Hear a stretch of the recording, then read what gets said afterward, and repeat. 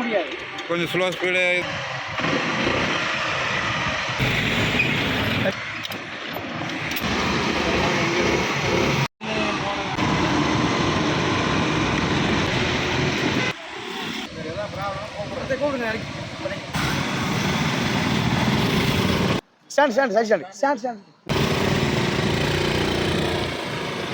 இந்த பைக்னா ரொம்ப பிடிக்கும். பெட்ரோல் ஃபியூல் பார்க்கணுங்க, ஏர் செக் பண்ணிக்கணும், இன்ஜின் ஆயில் கரெக்டாக இருக்குன்னு பார்க்கணும். அது ஒரு 200 கிலோமீட்டர் இன்ஜின் ஆயில் இல்லைன்னா 3 மாதத்துக்கு ஒரு டைம் ஆயில் மாற்றணும். அது பண்ணாதான் முறையாக இருக்கும். 35ங்க, ஃப்ரண்ட்டுக்கு 32ங்க. அப்போ அந்த ரப்பர் கொஞ்சம் வேலை செய்யுங்க, இல்லை கல் மாதிரி ஆயிடும். இன்ஜின் வேலை தான் வரும். Back crown oil, engine oil எல்லாமே ஜென்ரலாக பார்ப்பாங்க. முன்னாடி ஃபோர்க்லேருந்து ஏர்லேருந்து எல்லாமே செக் பண்ணி தான் கொடுக்கும். வண்டி இல்லாதவங்க முடிஞ்ச அளவுக்கு எப்படி பண்ணணும்னு பண்ணி கொடுப்போம். நம்ம ஒரு 7 ரூபா வாங்குவோம் ஒரு வண்டி. வேலை கற்றுக்கணும், கரெக்டான முறையான டூல்ஸ் இருக்கணும், வேலை செய்யறதுக்கு பொறுமை ரொம்ப வேணும். கஸ்டமர்டையும் பொறுமை, வேலை செய்யும்போதும் பொறுமை இல்லைன்னா கஷ்டம் இருந்தாங்க. மொக்கையில பசங்க 6 இருந்தாங்க, தனித்தனியாக கடை வச்சிருக்காங்க. பிரேக்கே ஆப்போசிட் கடை ஒரு நாளைக்கு 500 ரூபாயும் கிடைக்கும், ஒரு 1000 ரூபாய் கிடைக்கும். முன்ன பின்னா பெருசாக சொல்ல முடியாது. ஒரு இன்ஜின் வச்சா ஒரு 3 ரூபாய் கிடைக்கும். உங்களுக்கு சொன்னிட்டு போனாங்க வண்டி நிற்கிதுங்க, அங்கே ட்ராப் பண்ணிட்டு வந்துட்டாங்க. அது எவ்வளோ கிலோமீட்டர் இருக்கு பிடிக்கும். இங்கேருந்து பெட்ரோல் யாரும் தள்ளிட்டு போவாங்க, அவங்க நாங்கள் ட்ராப் பண்ணி தள்ளிட்டு யாரும் தள்ளிட்டு போகக்கூடாது. முன்னாடி நாங்கள் ட்ராப் பண்ணி விட்டு வருங்க. அவங்க யார் என்னன்னு தெரியாதுங்க, வருவாங்க. ஆனால் வரங்கண்ணா வேணும் பெட்ரோல் இல்லைங்க வாங்க, சரி வாங்க ட்ராப் பண்ணிட்டு விட்டுருவாங்க. நடுத்தர குடும்பங்களாக இருந்தாலும் சரி, ஏழை வர்க்கமாக இருந்தாலும் சரி, ஒரு கார் வாங்க முடியாது. ஆனால் 2 வீலர் வந்து எல்லாருமே வாங்கக்கூடிய ஒரு வாகனமாக தான் இருக்குது. 2 வீலருடைய ரேட் வந்து செகண்ட்ஸில் ஒரு 5000 கூட 2 வீலர்ஸ் இருக்குது. அந்த 2 வீலரில் வந்து பல ஸ்பேர் பார்ட்ஸ் வந்து தேய்மானம் ஆகும். அந்த தேய்மானம் ஆகக்கூடிய பார்ட்ஸை வந்து எப்படி நம்ம 2 வீலர் ரெடி பண்ணலாம் அப்படிங்கிறத பற்றி நம்ம இன்னைக்கு பார்க்க போகிறோம். அண்ணா வணக்கங்கண்ணா. ஆனால் உங்கள் பேர், உங்களை பற்றி ஒரு அறிமுகம். செந்தில்குமார். ஓகே, நீங்கள் இந்த 2 வீலர் மெக்கானிக் ஷாப்பை எவ்வளோ ஆண்டுகளாக ரன் பண்ணிட்டு இருக்கீங்க? அதான் நம்ம 6வது படிச்சு இந்த லைனுக்கு வந்து ஃபீல்டு ஸ்கூலில் முடிச்சு சொந்த ஊர் தோளம்பாளையம். வருஷம் வந்து தொழில் வந்து சைக்கிள் வருவோம், வெள்ளக்கிணறு நம்ம பக்கம் ரோடு வேலை பழகு. எப்படி இந்த தொழில் பழகணும்னு உங்களுக்கு ஆர்வம் வந்துச்சு? இந்த பைக்னா ரொம்ப பிடிக்கும். எந்த பைக் ஃபர்ஸ்ட் ஓட்டுனீங்க? ஆனால் அப்புறம் ராஜ்வூத், எக்ஸ்ப்ளோரு, சில்வர் பிளஸ் இதெல்லாம் RX ஓட்டிருப்பீங்களா? அந்த இன்ட்ரெஸ்ட் தான் நீங்க முதல்ல இந்த தொழிலை வந்து ஒரு அசிஸ்டண்டா ஜாயின் பண்ணி தான் தொழில் கத்துக்குவாங்க. நீங்க யார்கிட்ட வந்து அசிஸ்டண்டா ஜாயின் பண்ணீங்க? மேட்டுப்பாளையம் வந்து நம்ம கோயம்புத்தூர்ல இருந்தாங்க வேலைக்கெல்லாம். மேட்டுப்பாளையம் எங்கேயுமே ஷோரூம் டைரக்டா வந்தாங்க. நண்பர் வந்து கோயம்புத்தூர் ஷோரூம் இருந்தாங்க, கூப்பிட்டாங்க வர அப்படியே சொல்லி ஆள் இருக்காங்க. சுகுணாவில் போய் சேர்ந்துட்டாங்க கோயம்புத்தூர்ல. இப்போ அவங்க வந்து சுகந்த இடத்துல மேட்டுப்பாளையம் எடுத்தாங்க, கேள்வி படிச்ச காப்பாற்று அங்கே போய் வேலைக்கு வந்தாங்க. டைரக்டா ஷோரூம் தான் வேலைக்கு வராங்க. மேட்டுப்பாளையம் எந்த வருஷம் வேலைக்கு இல்லை. இப்போ டாக்டர் இருக்காங்கன்னா மனிதனுடைய ஸ்பேர் பார்ட்ஸ் எல்லாமே அவங்க வந்து ஒரு படிச்சு உள்ள வருவாங்க, MBBS படிச்சு. நீங்க வந்து ஜஸ்ட் படிக்கவே தேவையில்லை, நம்ம தொழில உள்ள கத்துக்கிட்டு ஸ்பேர் பார்ட்ஸ் எல்லாமே நீங்க தெரிஞ்சுக்கீங்க. இதுக்கு தனியா பாத்தீங்கன்னா டிப்ளமோ கோர்ஸ், இன்ஜினியரிங் கோர்ஸ் எல்லாம் இருக்கு, தெரியுங்களாண்ணா?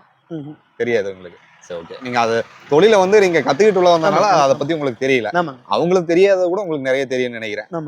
அதுக்கப்புறம் இந்த தொழில வந்து நீங்க வந்து ஒரு பிளாட்ஃபார்ம் ஷாப் வந்து நீங்க வச்சிருக்கீங்க. இதுக்கு வந்து நீங்க ஏதாவது சுங்க வரி அந்த மாதிரி ஏதாவது கட்டிருக்கீங்களா? ஃப்ரீ தான், எந்த அரசாங்கம் எதுவுமே இல்லை, ஃப்ரீ தான். இந்த ஐடியா எப்படி வந்துச்சுங்க? ஒரு நல்ல பாய்விட்ட டைம்ல பழகு பாய்விட்ட கொடுத்து சொன்னோம். சொல்லவே பண்ணுவேன், வாய்ப்பு பார்க்கலான்னு சாய் கொடுத்தாரு. ஆனால் எனக்கு வேணும்னு பணம் கொடுத்தாங்க. அவங்களோட மொபைல் ஷாப் 2 வீலர் கடையினே வச்சுக்கலாம் போல இருக்கேன். அவங்க வச்சுக்கலாம், நகர்த்திக்கலாம், எங்க வேணாலும் எடுத்து வச்சுக்கலாம். ட்ரெயின் வச்சு எவ்வளோ அடி இருக்குங்க? ஆனால் இப்படி 8, இப்படி 10. 8க்கு 10ங்களா? ஓகே.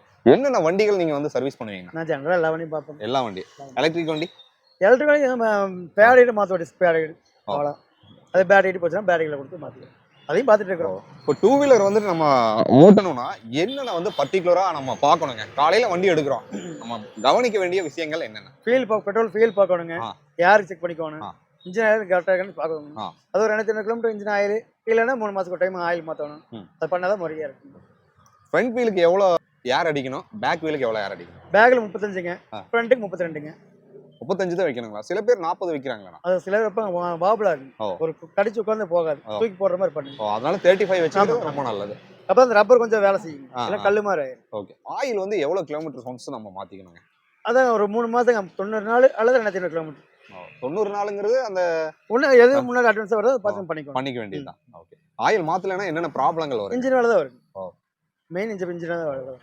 உங்ககிட்ட வந்து வண்டி கொடுக்குறாங்க, ஃபர்ஸ்ட் நீங்க வந்து எதை செக் பண்ணுவீங்க?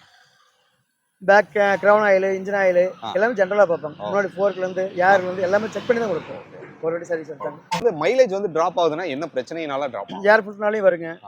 ஏர் ஃபில்டர் பார்க்கணும், கார்பரேட் க்ளீன் ஆகணும், சைலன்சர் பிளாக் இருக்கணும், அதையும் செக் பண்ணணும். இதெல்லாம் பண்ணலன்னா கண்டிப்பாக மைலேஜ் வராது. ஓகே. இப்போ உங்ககிட்ட ஒரு வண்டி கொண்டு வந்து கொடுக்குறாங்கன்னா கண்டிப்பா சொல்றேன். சரி. எங்க கண்ணு முன்னாடியே நாங்க பார்த்த வரைக்கும் நானே அப்படிதான். சரி என் வண்டி கொடுத்தேன்னா இதுக்கே எனக்கு வேணும், வேணுங்க. இப்பவே வேணும் அப்படிங்கிற மாதிரி நான் கேட்பேன்.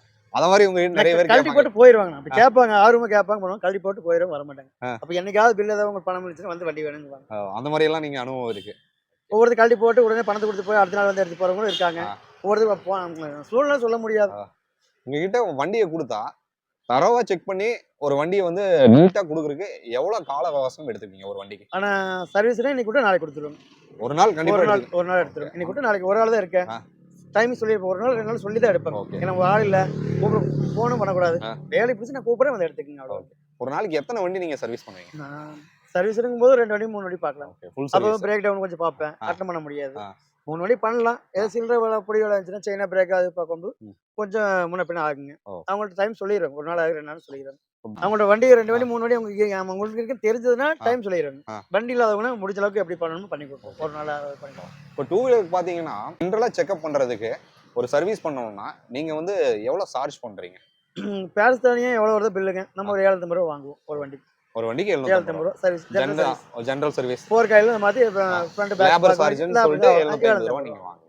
வாட்டர் சுட்டு 200 ரூபா தனி. அது தனியா நீங்க வேற ஏதாவது ஸ்பேர் பார்ட்ஸ் வாங்குற மாதிரி என்ன பில்லோ ஒன்று பழைய ஜாமான் வச்சிருவோம். நீங்க எடுத்துக்கங்க பில்லு கொடுத்துருவோம். அப்போ வந்து இந்த ஒரு தொழில் பண்ணணும்னா நமக்கு என்ன அவசியமா நம்ம தெரிஞ்சுக்கணுங்க? 2 வீலர் மெக்கானிக் ஷாப் வைக்கணும்னா என்ன அவசியமா நம்ம தெரிஞ்சுக்கணும்? வேலை கத்துக்கணும். கரெக்டான முறையான டூல்ஸ் இருக்கணும் வேலை செய்யறதுக்கு. வேலை பொறுமையும் வேணும். பொறுமை வேணும். பொறுமை ரொம்ப வேணும். கஸ்டமர்டையும் பொறுமை வேணும், வேலை செய்யும்போதும் பொறுமை வேணும். பொறுமை இல்லைன்னா கஷ்டம். இப்போ நிறைய மெக்கானிக் கடைகள் ஷாப்ல பாத்தீங்கன்னா சின்ன சின்ன பசங்க வந்து வேலைக்கு வச்சிருப்பாங்க. ஆனா அவங்களாம் ஒரு 2 வருஷம் 3 வருஷம் தான் தொழில் கத்து தனியா நம்முடைய பசங்க இருந்தாங்க. 6 பசங்க இருந்தாங்க.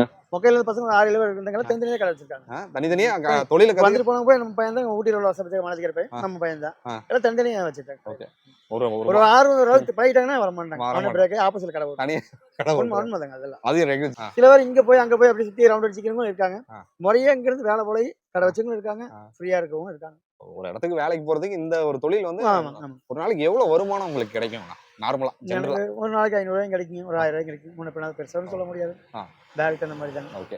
நல்ல வேலை இருந்துச்சுன்னா ஒரு 2000 ரூபாய் கூட ஒரு இன்ஜின் வேலை செஞ்சா ஒரு 3 ரூபாய் கிடைக்கும். 3 ரூபாய் வரைக்கும். ஒரு இன்ஜின் வேலை செஞ்சா 3 ரூபாய் கிடைக்கும். 2 நாள் 3 நாள் 1000 ரூபாய். லேத்துல இருந்து வாங்கிட்டு வந்து மாட்டிய பண்றதுக்கு பாதி மாட்டுவோம். நீங்க வரீங்க சின்ன சின்ன வேலை செஞ்சோணும். அது பெண்டிங் ஆகுது. இதுவும் போகாது. கடை வாடகை இல்லைங்கிறதுனால உங்களுக்கு பெருசா அந்த அளவுக்கு ஒன்றும் கடுமையாக வாங்க மாட்டேங்க. நமக்கு போதும் அப்படிங்கிற மாதிரி. ஓகே. நம்ம சிரமம் எவ்வளவு கொடுத்தாலும் முடிய போறது இல்லை. பாடுபட்டு ஆகும். இப்போ கரண்ட் இல்ல, சோலார் வச்சு தான் நீங்க? ஆமாங்க, சோலார் இருக்கு. சோலார் பேட்டரி இருக்கு. ஓகே. எவ்வளவு நேரம் வந்து சோலார்ல ஃபுல்லா இருந்தது இல்லைங்க. செக் பண்ணது ஃபுல்லா செக் பண்ணது இல்ல. அதனால கரண்ட் செலவும் உங்களுக்கு இல்ல? இல்லைங்க. ஒரு 7 மணி வரைக்கும் இருப்பாங்க, பண்ணுவாங்க. அதோட ஜென்சிட் ஒன்று இருக்கு. அது பெட்ரோல் ஸ்டார்ட் பண்ணிட்டா லைட்ல எரி. சின்ன ஒரு கம்ப்ளைண்ட் வேலை செய்ய போட்டு. எத்தனை மணி வரைக்கும் நைட் இருப்பீங்க? நான் முதல்ல 10 மணி 11 மணி வரைக்கும் இருப்பாங்க. இப்போ இருக்கிறது இல்லைங்க. காலைல எத்தனை மணிக்கு வருவீங்கன்னா? காலை 8:30 மணி 9 மணிங்க. இப்போ ஸ்கூல் இல்லை, இப்போ காலேஜ் ஓப்பன் ஆகல. காலேஜ் ஓப்பன் 9 மணி ஸ்கூல் விட்டு காலேஜ் விட்டு வர முடியும். இப்போ இடையில வந்து வண்டி வந்து பிரேக் டவுன் ஆயிரும், ஏதாவது ப்ராப்ளம் ஆயிரும், முன்னாடி சோக் போட்டு தள்ளிட்டே நான் டோ பண்ணிட்டு வந்துருங்க. அது உங்களுக்கு எங்கனாலும் சரிங்க. அதான் உங்களுக்கு சொல்லிட்டு போனாங்க வண்டி நிக்குதுங்க. அங்க டோ பண்ணிட்டு வந்துட்டேங்க. அது சின்னதா ஒரு பழக்கம் டோ பண்ணி. அது எவ்வளவு கிலோமீட்டர் சாதாரணமா யாராலயும் அது கிலோமீட்டர் டோ பண்ண ரொம்ப ஆர்வமா இருக்கு. ரொம்ப பிடிக்கும். ரொம்ப பிடிக்கும். தள்ளிட்டே வந்துருவீங்க. பெட்ரோல் யாரும் தள்ளிட்டு போவாங்க. அவங்க நான் டிராப் பண்ணி தள்ளிட்டு வந்துடுறேன். ஒரு நல்ல மனசு வேணுமே. யாரும் தள்ளிட்டு போக கூடாது. முன்னாடி நான் ட்ராப் பண்ணி விட்டு வருவேன். அவங்க யாரு என்னன்னு தெரியாதுங்க, வருவாங்க. ஆனா வரங்கண்ணா வேணும் பெட்ரோல் இல்லைங்க வாங்க, சரி வாங்க ட்ராப் பண்ணி விட்டு வருவாங்க. நல்ல மனசு. இந்த பங்க்ல பெட்ரோல் அடிக்க மாட்டாங்க, கேன் அடிக்க மாட்டாங்க. ஆனால் யாரும் தள்ளிட்டு போனாங்கன்னா ட்ராப் பண்ணி விட்டு வந்துடுவோம். அவங்க போய் அடிச்சானா அப்படின்னு போவாங்க. அதோட சரி. யாராவது எங்க வண்டியை வந்து சர்வீஸ் பண்ணணும்னா உங்ககிட்ட விடலாங்களா? கண்டிப்பா பண்ணலாங்க. உங்க கான்டாக்ட் நம்பர் சொல்லிடுங்க. 93 44 96 56 60. ஓகே. எங்க இருக்குங்க உங்களோட கடை? வந்து மெக்கானிக் கடை எங்க இருக்கு? நடுவுருங்க.